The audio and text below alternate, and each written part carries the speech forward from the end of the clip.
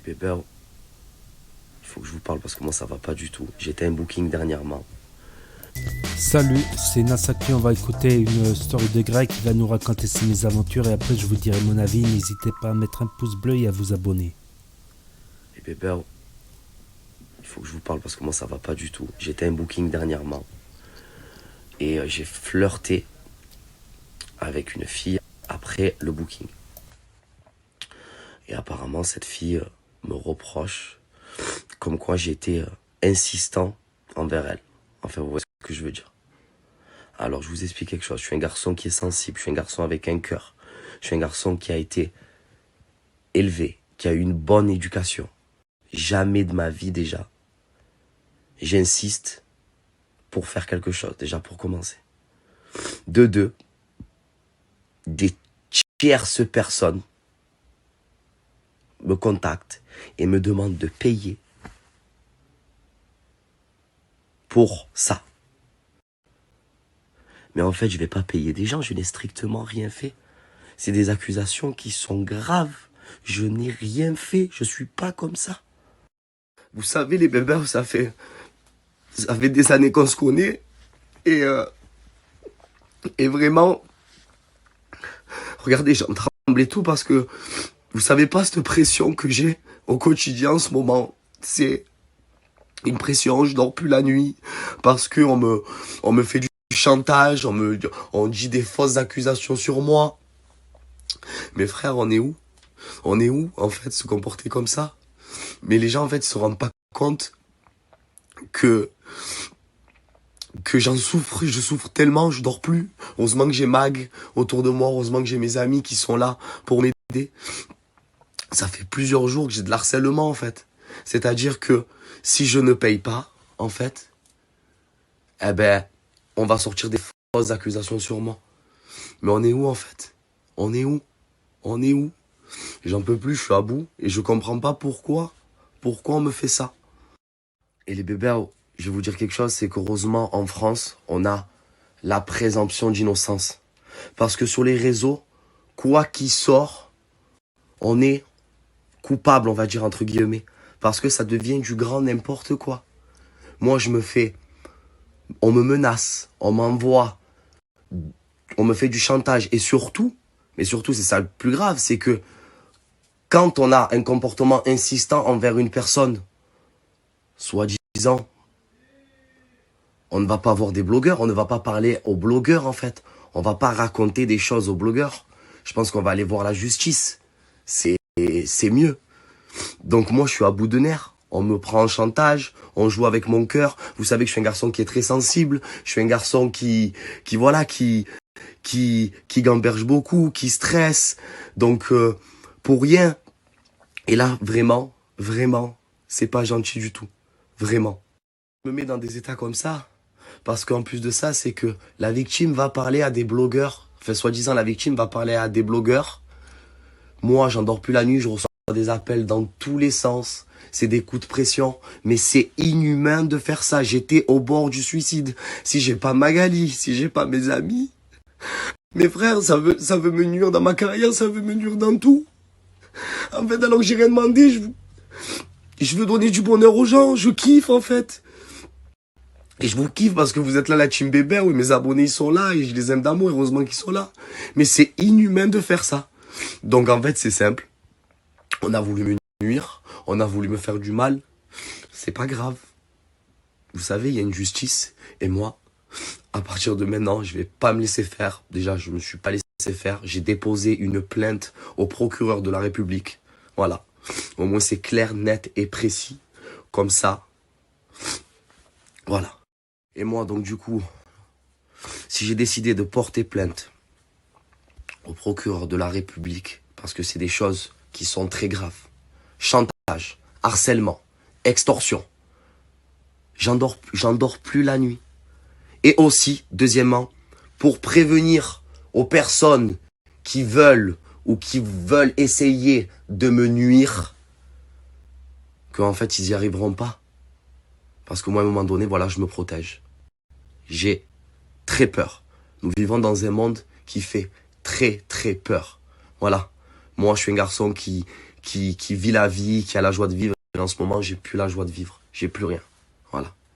Et aussi, pour donner une leçon aux personnes, en fait, qui sont vraiment victimes et que les gens ne les croient pas, ne les croient pas. Eh ben, c'est à cause des personnes comme ça qu'ils essayent de faire ça. Et vraiment, à part faire du mal aux personnes, ces personnes-là, à part faire du mal et jouer sur le sentiment des gens, sur les nerfs des gens, sur la pression des gens. Tout ça parce que c'est facile, parce qu'on va dire entre guillemets, on est connu.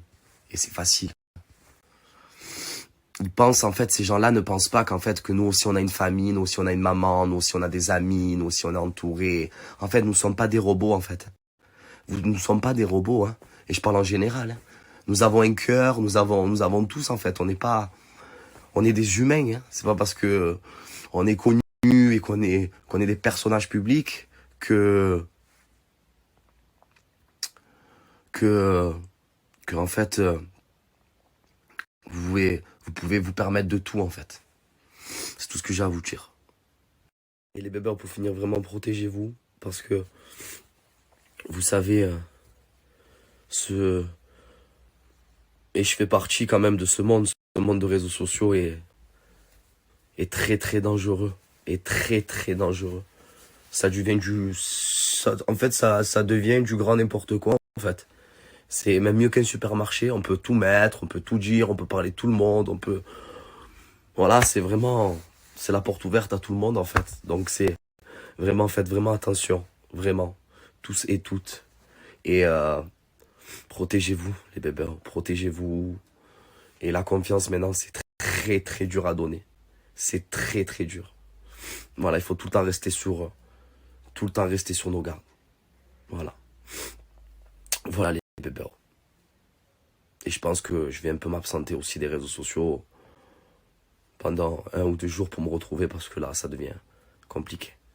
Et les bébés, juste pour ajouter une cerise sur le gâteau, en ce moment, c'est très très dur pour moi. On m'a cambriolé. Ma séparation avec Mélanie. Et ça rajoute une cerise sur le gâteau. En tout cas, sachez quelque chose, c'est que c'est honteux. Et je comprends pas comment on peut arriver à des choses comme ça. Je comprends pas comment vous pouvez vous comporter comme ça et dire en fait de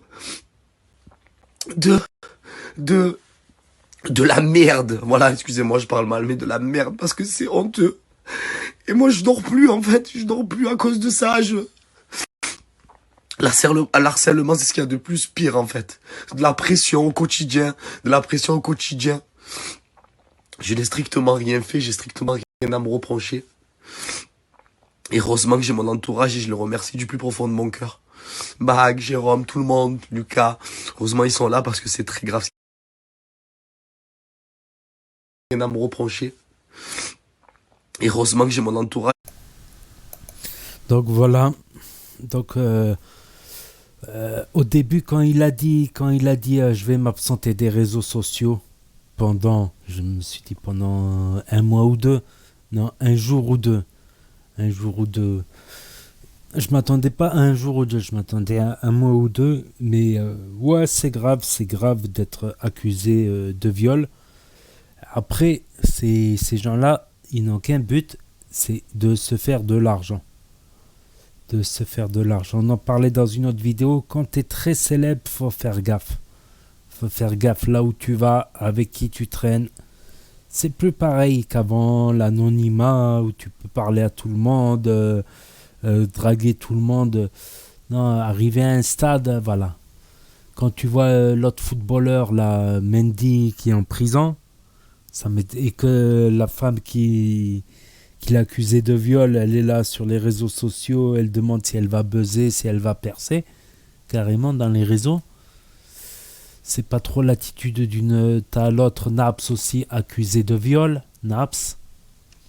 Voilà, même Blata, il avait dit c'est plutôt Naps qui se fait violer par les meufs plutôt.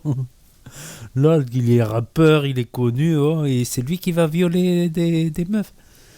Donc, ouais. Puis quand t'es connu, voilà, c'est le prix à payer. Il n'y a pas que des bons avantages à On le répétera jamais assez. Être connu, il n'y a pas que des avantages. Il y a énormément d'inconvénients. Aujourd'hui, c'est les réseaux sociaux. Mais hier, c'était les paparazzi. C'était où que t'ailles, t'avais plein de gens de photographes qui te suivent. Voilà, si tu sors avec une nouvelle meuf, elle est affichée dans Voici, Gala, les magazines People, tout ça. Il y avait le chantage aussi des photographes. Voilà, ils disaient soit tu me payes plus que le journal, soit je donne la photo au journal. Donc la célébrité n'a pas que des avantages, mais aussi beaucoup d'inconvénients. Il y a des avantages, on ne va pas dire non, il n'y a pas d'avantage à faire, à gagner 2000, 5000 pour un placement de produit qui prend quelques secondes, à gagner beaucoup d'argent, plus ou moins beaucoup d'argent, ça dépend. Il y a des influenceurs qui vont gagner 100 000 par mois, d'autres qui vont être plutôt autour de 10 000, 20 000 par mois. Même 10 000, c'est énorme. C'est énorme. Il y en a même qui des petits mini-influenceurs qui, voilà, ils vont se débrouiller entre 1000, quelques milliers d'euros à tout casser, 1000, 2000, 3000. Ah, c'est comme les footballeurs qu'il y a en seconde division et les meilleurs joueurs de la Ligue 1. Voilà, il y a des inconvénients, mais c'est vrai que accuser à tort, c'est chaud. Puis quand tu te mélanges trop à des gens, il y a des gens qui peuvent te jalouser, qui peuvent voilà, vouloir soutirer, extorquer des fonds. Voilà, c'est purement de l'argent. Donc n'hésitez pas à me dire ce que vous en pensez dans les commentaires, à mettre un pouce bleu, à vous abonner, à cliquer sur la cloche. Et je vous dis à la prochaine.